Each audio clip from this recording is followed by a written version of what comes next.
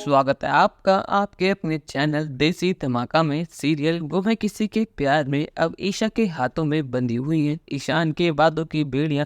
किसी के चलते पिछले 7 सालों से ईशा और शांतनु ये कोशिश कर रहे हैं कि उनकी सभी की शादी हो जाए, क्योंकि सभी आज भी ईशान की यादों के साथ ही जीती है। वो पल पल ईशान को याद करती है। पर लेकिन फाइनली उनको लड़का मिल चुका है जिसका नाम नीरज है, जो एक इन्वेस्टमेंट बैंकर है और स्टॉक्स में डील करता है। ईशा और शांतनु को लगता है कि यही लड़का है जो हमारे सभी के लिए बेस्ट है। उन दोनों को नीरज से बहुत ज़्यादा उम्मीद है। पर लेकिन जब वो कैफे पहुंचते हैं और वहाँ देखते हैं कि मिस कक्कर भी वही है, तो ईशा को लगता है कि नीरज और किसी का नहीं मिस कक्कर का बेटा है। और यहाँ पर ईशा साफ मना कर देती है कि अगर नीरज मिस कक्कर का बेटा है तो ये रिश्ता नहीं होगा, क्योंकि मिस कक्कर ऐसी है तो उनका बेटा कैसा होगा।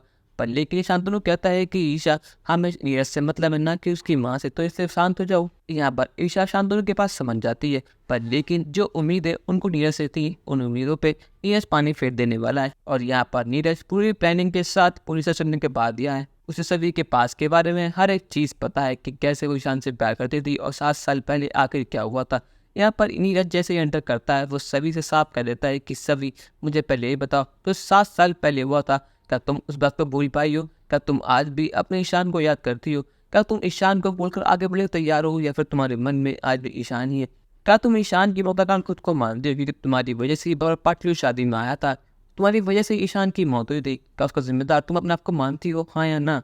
यहाँ पर ईशा आंदोलन को उम्मीद थी कि नीरज सभी के पुराने घाव को भरने में मदद करेगा। पर लेकिन यहाँ तो नीरज ने आके उन पुराने घावों को एक बार फिर से कुरेद दिया, एक बार फिर से हरा कर दिया। और ये तक काफी नहीं तक कि उसने जख्मों पर नमक भी छिड़क दिया। इस सुनने के बाद तो सभी के आंखों में आंसू हो जाते हैं। यहाँ पर नीरज सभी के पास के बारे में, ईशान के बारे में उससे बहुत क्वेश्चन करता है, इसकी वजह से सभी टूट जाती है। वो कहता है कि सभी मेरी बात सुनो, मुझे एक बीवी नहीं, मुझे एक माँ चाहिए, मेरी एक बच्ची भी है, इसके लिए मुझे एक माँ की ज़रूरत है, ना कि एक बीवी की। नीरज का ये रूप देखने के बाद तो ईशा को आता पहुंच जाता गुस्सा, और वो लगा देती है क्लास सबके सामने नीरज की। वो कहती है कि तुम्हें इतनी हिम्मत कैसे हुई कि तुमने मेरी बेटी सभी से ये बातें करी?